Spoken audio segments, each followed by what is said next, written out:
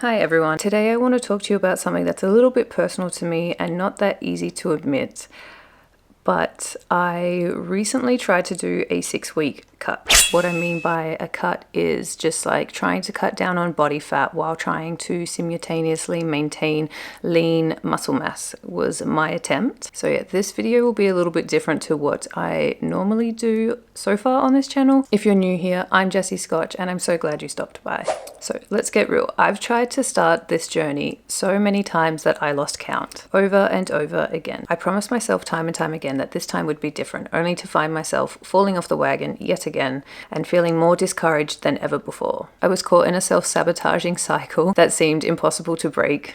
I'm sure we can all relate. So I have made so many attempts at making this video and doing this cut and recording my process, but every time after the first couple of weeks I would fall off and then I would just slowly slip into old ways of being, old patterns very easily. So I would like to share a couple of moments from past Jessie, which was last year in 2023. 4-time in the Beninging. 2023 is almost done and I haven't been very good at following the plan, I guess you could say. Since it's at the start, I will do measuring myself because obviously like one of my goals is like my fitness goals and this is kind of where I want to be disciplined on it. So we will do the before and after. Okay, so we're going to measure. It's up from last time, which is a bit sad, but whatever. So not the Best feeling. yeah, but just kind of adding to the bit of the failure feeling, but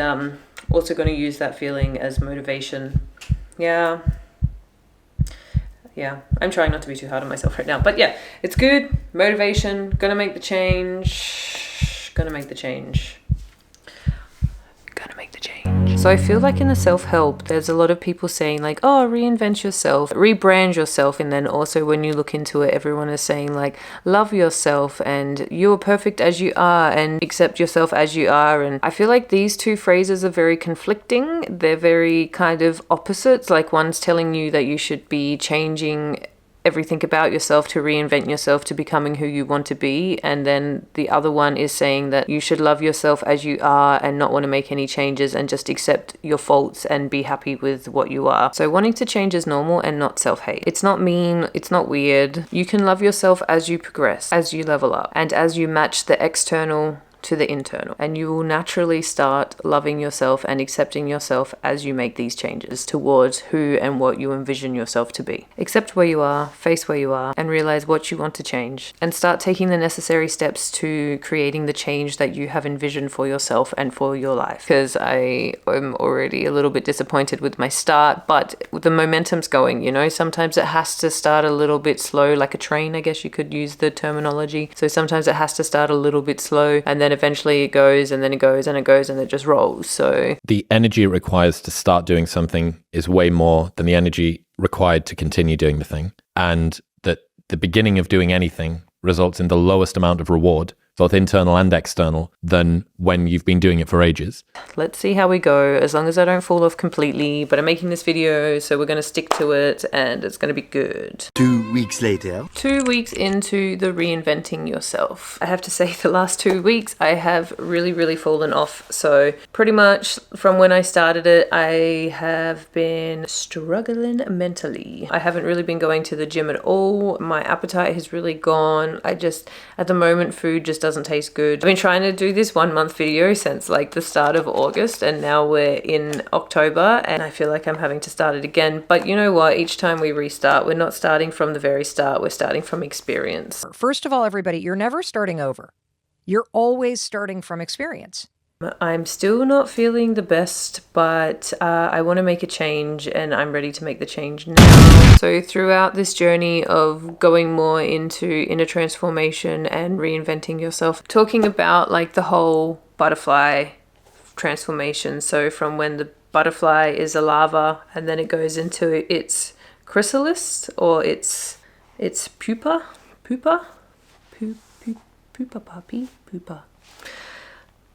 Yep. And then turns into a butterfly. So like as it goes through these different stages in life, and I feel like whenever you're looking into this topic, it always talks about the butterflies process, because I feel like this is a very good visualization.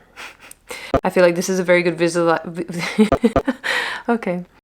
I feel like this represents the states of transformation very well, and obviously everyone else does, and this is why the butterfly is such a big symbol for transformation. I'm going to read you a quote that I found. It's in the human heart that we begin weaving our desires, our dreams of experience, and dreams of experiences yet to come. We live our entire lives within the chrysalis stage. As soon as we emerge from one, life sculpts another one around us. We need to realize that our path through transformation is through our mistakes. We're meant to make mistakes, recognize them, and move on. The only way to survive is to continuously transform into something else. The cocoon encapsulates both the outer transformation and the private inner transformation. We must also change ourselves, and to undergo the transformations that we seek, we must surrender everything.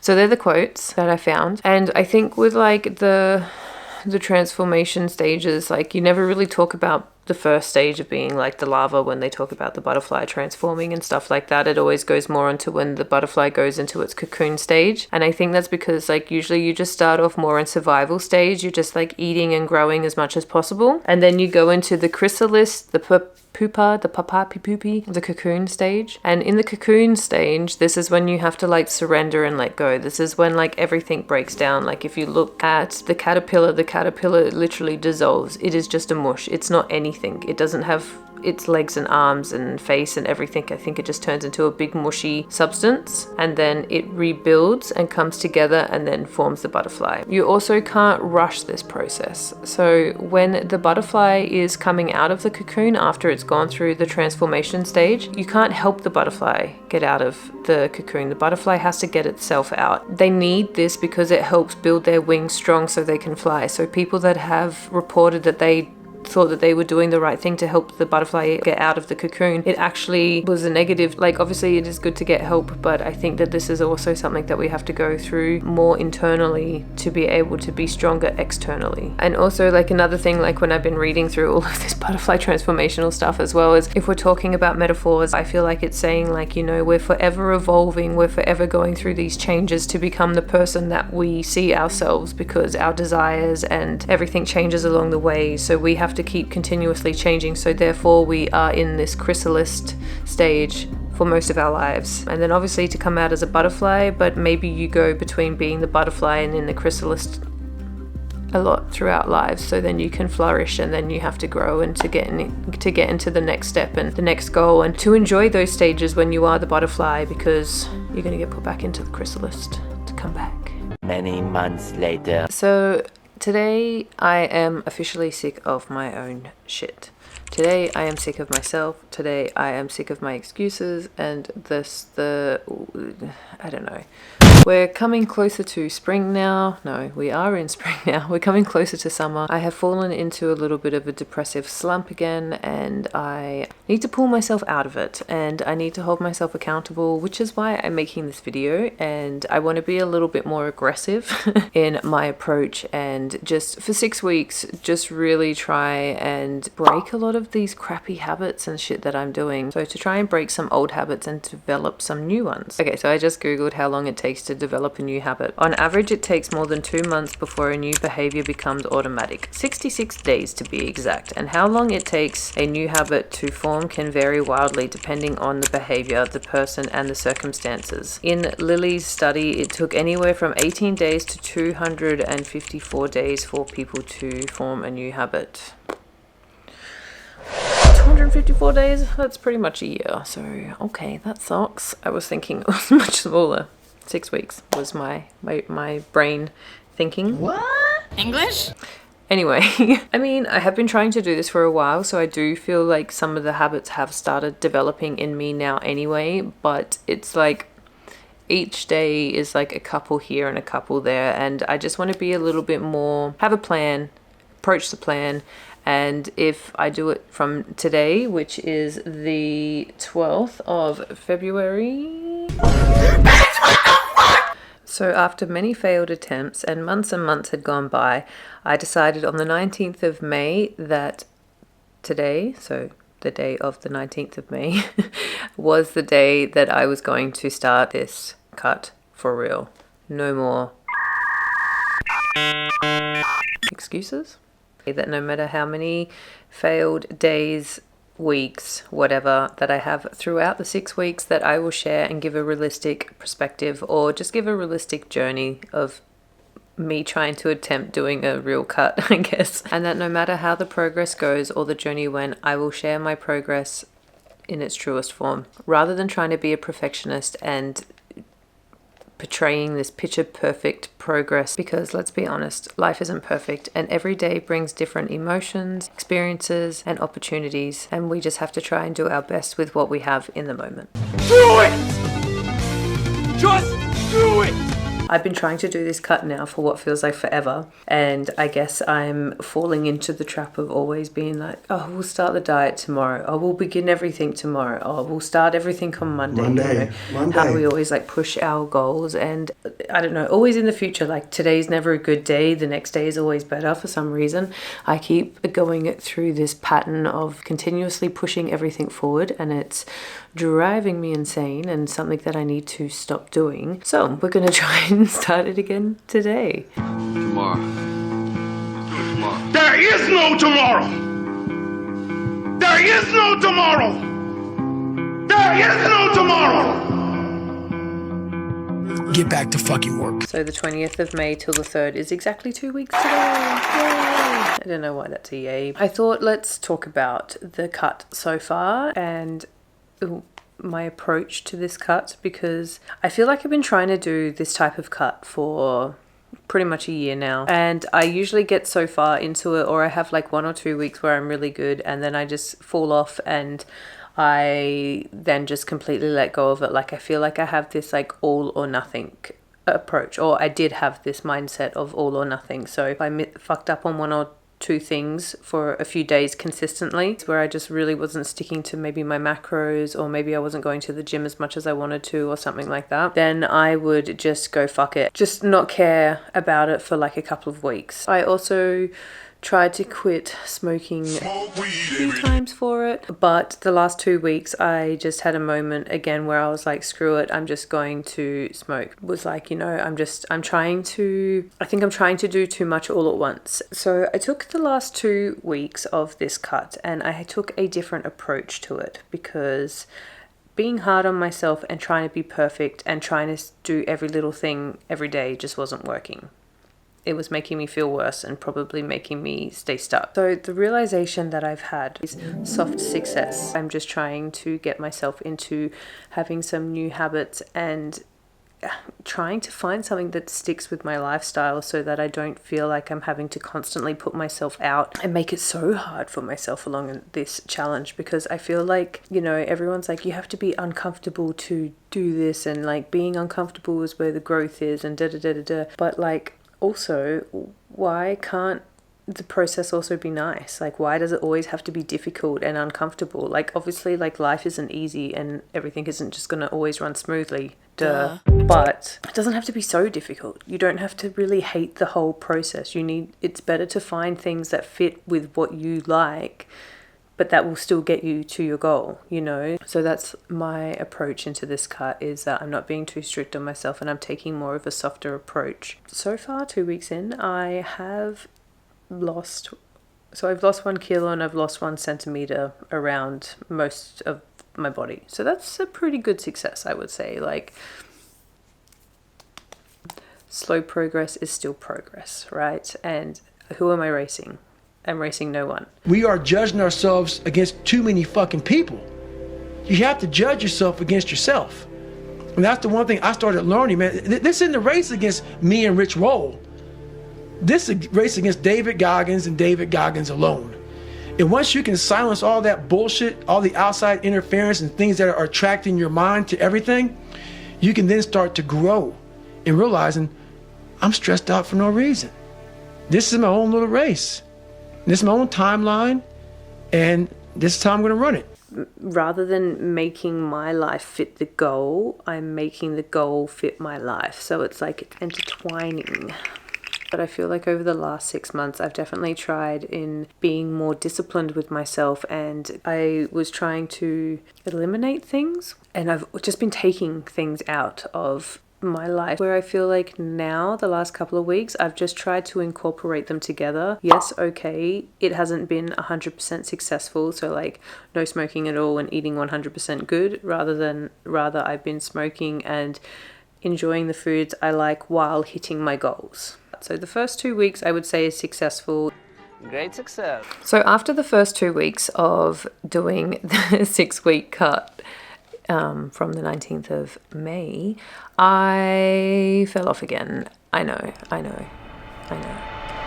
So the first 2 weeks I was tracking my progress, and then after that I didn't follow anything again until the end of the 6 weeks, which was the start of July. But regardless, I have seen a lot of progress in myself, in my mind, my body, my soul. And the secret to my success this time wasn't a magic diet, it wasn't a super strict exercise regime, but rather it was something much more simpler and more profound that I learnt. And what I learnt was to be more relaxed with my approach. So instead of obsessing over every little calorie, every little meal, or beating myself up if I didn't have a good workout, I allowed myself to be human. And rather than constantly trying to restrict myself and subtract the things that I obviously really enjoyed during this challenging time in my life, instead I tried adding healthy alternative ways of being in my old unhealthy habits and slowly making a pivot by keeping my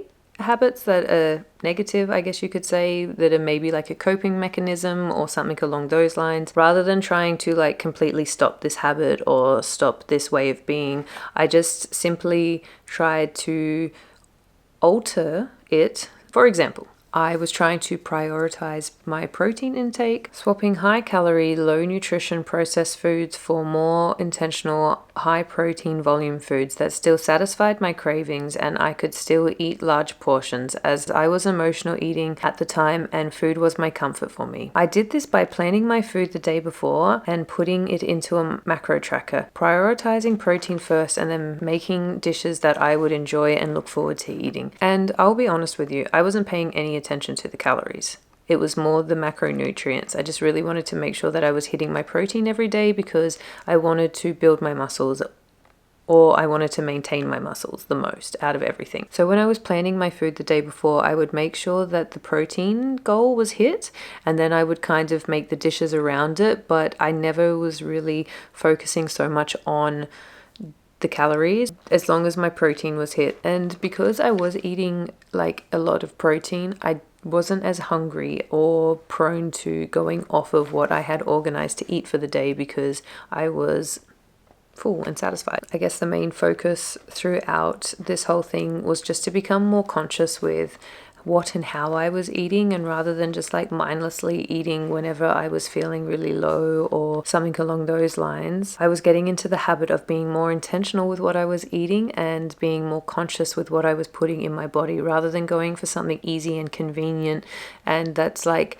very highly palatable, so like that our taste buds fucking love, you know, but it's not so good for our body. I was trying to go for more whole, less processed foods. So I think at the very start of me trying to make these changes back in 2023, I want to talk a little bit how I tracked my progress and the different ways of going about it, because I feel like in our society still, it's very much focused still on what the scales say, where I feel like when you're tracking your progress, yes, okay, the scales can give you some sort of indication, but at the same time, when you're trying to build muscle and lose body fat, I feel like the scales don't tell you enough. Losing weight, tracking your progress is more complex than just watching the numbers on the scales. It's more accurate to monitor your progress by measuring changes on your body composition. Sometimes it's easier to look at the changes visually rather than focusing on the numbers. Photos keep us focused when the numbers on the scale hasn't budged. If you can take the photo from the same height and distance every time, it will give you a more accurate measurement. Fat loss and muscle gain are a marathon and not a sprint, and the changes that happen from one day to the next may differ to see on the scales. It can be easier to see when you take a visual approach. There are so many different aspects that make up your overall weight, such as bone density,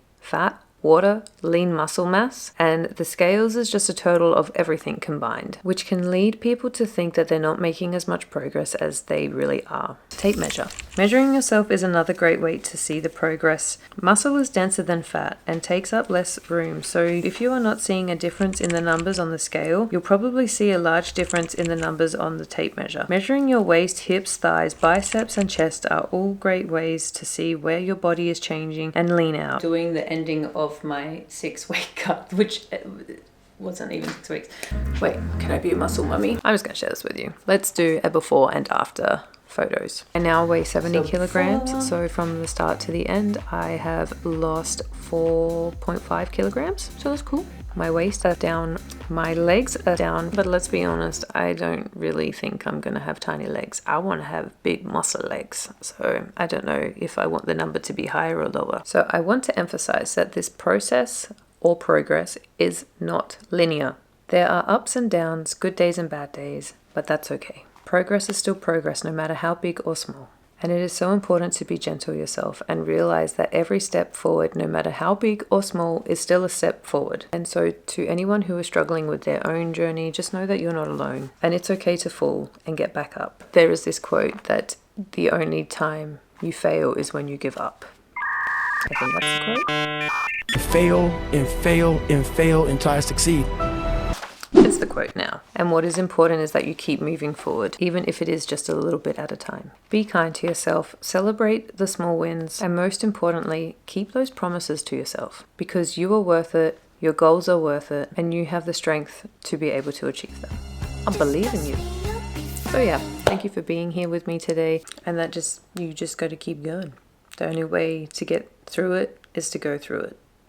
All the cliche sayings, but I have to say that this one is one that I feel is very true with life at the matter.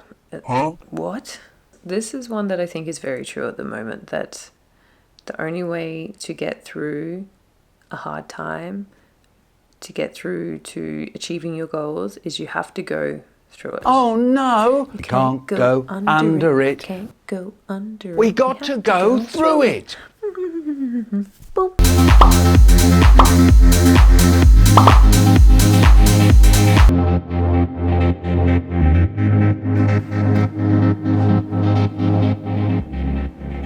I don't know how to flex. I should learn. I feel like I'm doing this too much with my wrist, but